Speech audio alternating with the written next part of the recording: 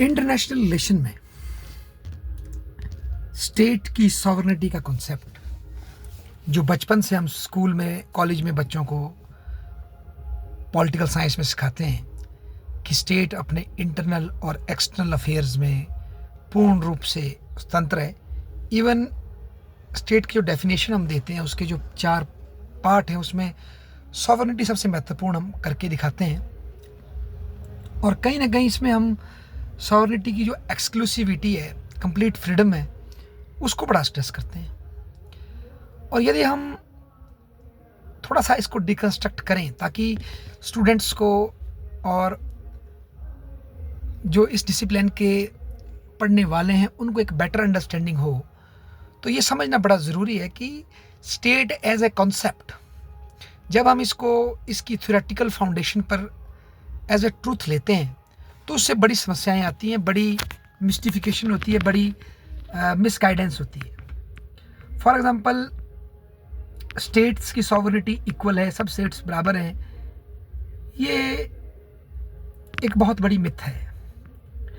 Reality ये है कि इंटरनेशनल रिलेशन में स्टेट्स के रिलेटिव पावर में, रिलेटिव कॉन्फिडेंस में, रिलेटिव एग्जिस्टेंस में बहुत फ़र्क है।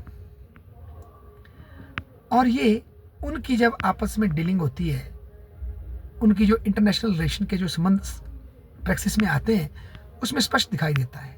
इवन जो कमज़ोर स्टेट हैं उनके तो डोमेस्टिक पॉलिसीज़ पर भी पावरफुल स्टेट डायरेक्ट रूप से या अपने प्रॉक्सीज के थ्रू या अपनी लॉबीज़ के थ्रू वहाँ कंट्रोल करते हैं उनकी पॉलिसीज़ को।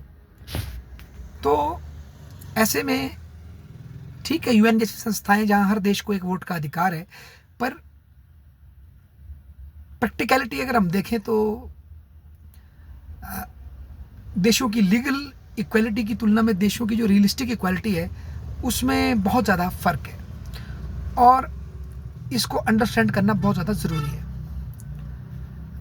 फॉर एग्ज़ाम्पल, अगर मैं एक एग्ज़ाम्पल पेश करूँ आपको कि ऑटोमन एम्पायर के विभाजन के बाद, टर्किश एम्पायर के विभाजन के बाद, जब सेकेंड वर्ल्ड वॉर के बाद वहाँ तेल की सुगबुगाहट होने लगी तो पुरानी कॉलोनियल पावर ने, ब्रिटेन ने, फ्रांस ने बड़ी स्ट्रेटेजिकली टर्किश एम्पायर को तोड़ा और उससे लेबनान, सीरिया, जॉर्डन, उसके बाद ओमान और इराक और छोटे छोटे कई अन्य देशों का, सऊदी अरेबिया का निर्माण किया, जिनकी बाउंड्रीज काफ़ी हद तक कृत्रिमता पर आधारित थी, कृत्रिम थी। और ये देश इनके छोटे साइज़ की वजह से, इनकी इनसिक्योरिटीज़ की वजह से ये हमेशा कॉलोनियल पावर पर डिपेंडेंट रहे और कॉलोनियल पावर ने इनको यूज़ किया अपने नेशनल इंटरेस्ट्स को प्रॉक्सीज के रूप में डिफेंड करने के लिए। और अगर हम देखें कहीं ना कहीं जो rise of Arab nationalism first world war के बाद से हमें दिखता है, वो कहीं ना कहीं उसको फ्यूल दिया गया और एंटी टर्किश के रूप में वो सामने आता है, क्योंकि टर्किश एम्पायर ने पहले इस पूरे इलाके पे रूल किया, तो उसको एंटी टर्किश एम्पायर के रूप में फ्यूल करके हमें पेश किया गया और अरब ने अपना एक अलग एग्जिस्टेंस प्राप्त करने की कोशिश की और जिसको फ्यूल करती वेस्टर्न पावर्स। और वहाँ पर ऐसे शासकों की स्थापना की गई जो कि डेमोक्रेटिक नहीं थे, जिनमें डेमोक्रेसी का डिफिसिट था। और इसके लिए एक इस्लामिक रिवाइवल खड़ा किया गया जिसमें ये बताने की कोशिश की गई कि इस्लामिक ट्रेडिशन ऑफ गवर्नेंस में डेमोक्रेसी की कोई जगह नहीं है, वहाँ पर ओबीडियंस की बात है, इस्लामिक पाइटी की बात है। और इससे इनडायरेक्टली इन इलाकों में, वेस्ट एशिया में कहीं ना कहीं जो अनडेमोक्रेटिक मोनार्कीज़ और इलिट्स सामने आते हैं और ये कहीं ना कहीं जो वेल्थ वहाँ जनरेट होती है उसके समाज के लिए यूज़ होने के बजाय कुछ इलीट सेक्शन तक उसको संकुचित रखने में हेल्प करते हैं। और साथ ही साथ वेस्टर्न बड़ी बड़ी कंपनीज के साथ उनका एक कुहूट बनता है जो कि वहाँ की जनता को बैकवर्ड रखती है, उनका अलग अलग मायनों से शोषण करती है। ये बड़ी समस्या खड़ी कर देता है। तो ये जो कृत्रिम कंट्री जो बनती है, ये कंट्रीज कहीं ना कहीं आज भी हम देखते हैं तो सेटल नहीं हो पाती हैं, क्योंकि इनका जो निर्माण है वो एक स्ट्रेटजी की तरफ से किया गया, ना कि उनके अपने अस्तित्व के रूप में। वो अगर देखा जाए तो सारे अरब देश ही एक राष्ट्र है, पर उनमें जो विविधता पाई जाती है इसीलिए वो, और हिस्टोरिकल फैक्टर्स पाए जाते हैं, इसकी वजह से वो विविध विविध टुकड़ों में बट गए हैं। और आज हमारे पास 20 से भी अधिक अरब नेशंस हैं। फिर उसके साथ साथ हमारे पास पर्शियन नेशन है। तो इस तरह की जो वैविध्य हमारे पास है, ये अपने आप में एक नई अंडरस्टैंडिंग को पुश कर रहा है। और आज ये वक्त आ चुका है कि हम अब देशों को सिंपली फेस वैल्यू पे इक्वल समझने के बजाय उनके अंदर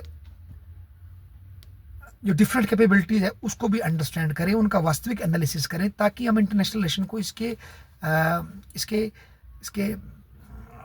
रियलिस्टिक एस्पेक्ट में समझ सकें, ना कि छल खा लें इसमें। और जो इंटरनेशनल रिलेशन में जो एजेंडा सेटिंग है वो किस तरह से पूरे डिस्कोर्स को प्रभावित करती है, और कैसे बहुत से देश इसमें केवल एक रोबोटिक स्तर तक रह जाते हैं, मतलब म्यूट सब स्पेक्टेटर बन के रह जाते हैं, इसको समझने की बहुत ज़्यादा ज़रूरी है।